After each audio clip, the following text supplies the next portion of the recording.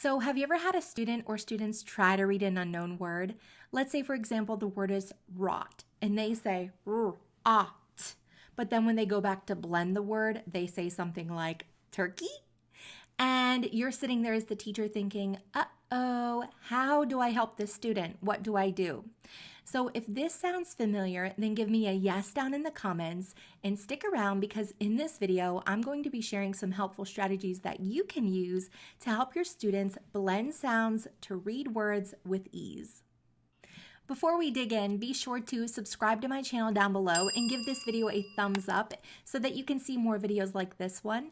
And also be sure to download the freebie down in the description box below. It's a blending freebie for you that I think you and your students will find to be very beneficial. All right, let's go ahead and jump into the video.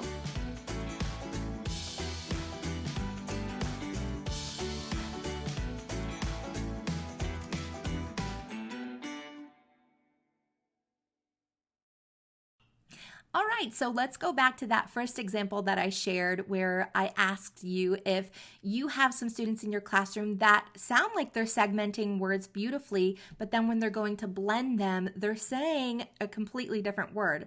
Like in that first example, the "ot" word, and then when they go to say the whole word, they're saying something completely different, like turkey, something off the wall, or they might be saying part of the word. They might say jot instead, or they're getting the medial sound incorrect. And I wanted to talk about that because that is very common with early readers. And that's because when we're asking them to segment each sound, what's happening is we're asking them to say each sound individually, and then they're having to remember what they said at the beginning of that word. Even if it's just a CVC word, a three sound word, it's still very challenging for some early readers because it's really putting a lot on their short-term memory. So instead of that sound by sound method, we can try a different method called the blend through the word method or continuous blending, where we ask students to stretch out the sounds as they're saying them. So instead of "ot," we're asking them to hold on to each sound, like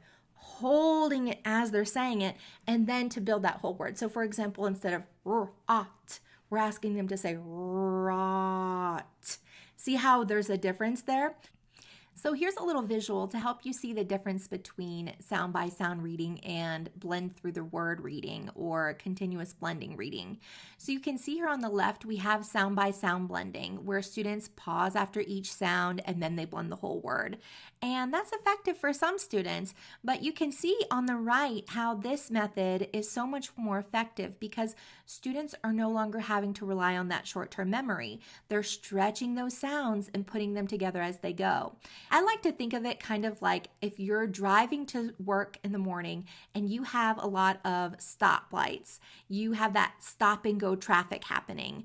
That pausing after each sound is kind of similar, right? You have to say the first sound and then pause. Say the second sound, pause. Say the third, and then put it together. Versus if you hit all those green lights on the way to work, think about it. You're going to feel great. You're just going right on through it. So kind of use that visual to help you to distinguish between the difference. And if you do see students struggling with segmenting each sound as they're reading it, try this method. Try the blend through the word method.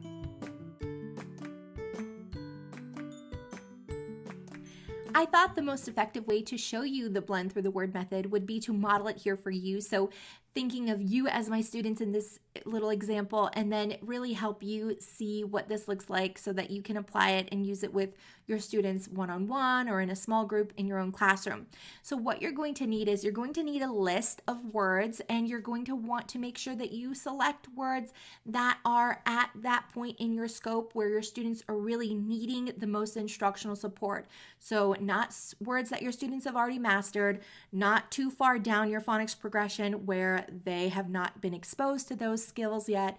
You want to pick the instructional level words that are most effective. So have your list of words. Then you're also going to need a dry erase marker and a whiteboard.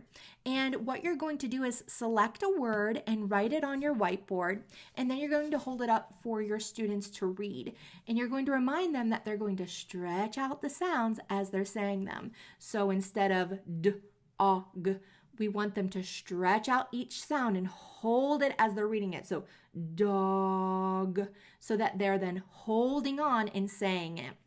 The next step of this process is after they have stretched out those sounds and they've said the word, then you're going to have a whiteboard there for them as well with their dry erase marker, and they're going to have to stretch out the sounds and write it on their board so that they're then having that application time as well, where they're having to then say each sound, really say it individually as they're stretching them and writing them on their board. So that's where that application part comes in, which is so important. I think oftentimes we don't spend enough time on application. We're here modeling, and then we're like, okay, our time's up here at our small group time, where they haven't had a lot of time to put it into practice. So after you've modeled this, put it into practice and then erase it after they've written their word. So hopefully they've written dog and they've stretched out those sounds as they've said it. Erase it and then select another word. All right, so I also want to talk about what happens though if this is still too challenging for some students. They're stretching out the sounds, but they're still getting caught up. There's actually some ways that we can scaffold this to help support those students even more.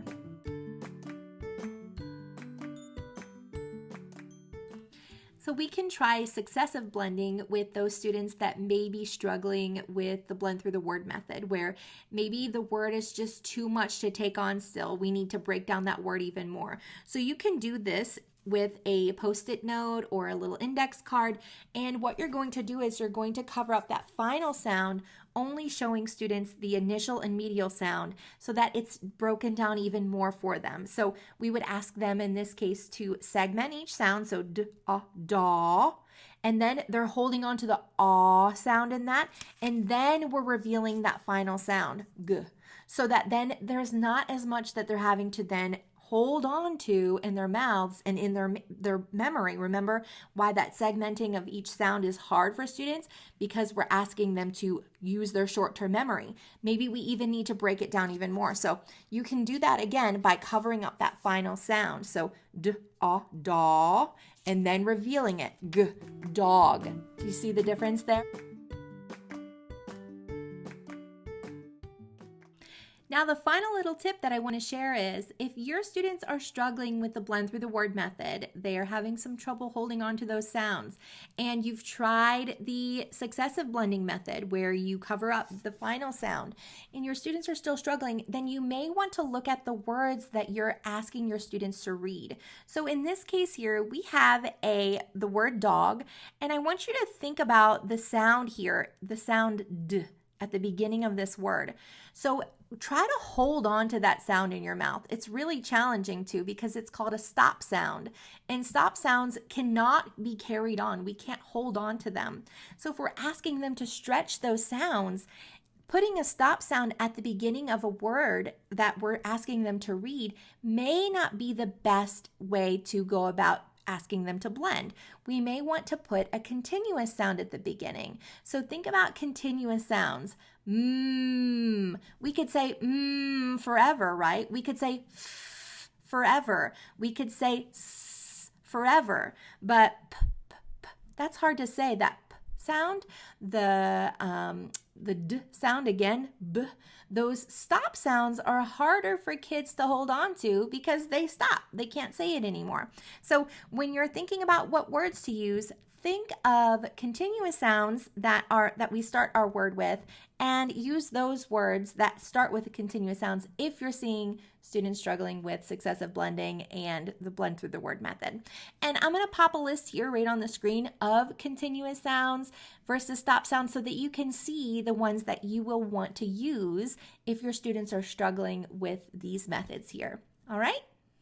So I hope these tips that I shared today were helpful for you, and if you have any questions after watching this, then go ahead and leave them down in the comments below and I will answer any questions you have. You can also reach out to me. My email is down below in the description box.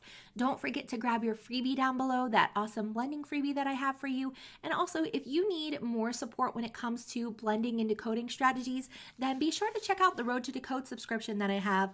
I offer decodable readers in there, hundreds of them, both in fiction, nonfiction, printable and digital. We have different comprehension sheets that are included for each of those readers. Lots of decoding practice sheets like this where we're really just applying all of the strategies that were taught today. So you'll see here we have the individual words, sentences that students have to read, and then they have to show that comprehension by drawing here. So lots of activities included. Fun games are included inside the Road to Code as well. You'll see here we have this fun little game. There's hundreds and hundreds of games, word lists. We also include a sound wall as a bonus. So be sure to check out the Road to Decode subscription if you're needing more support and you'd like some activities for your students to use in small groups or at your literacy stations or one-on-one. All right, so I hope these tips were helpful. And again, don't forget to leave a comment down below and give this video a like and subscribe. All right, I'll see you in the next video. Take care.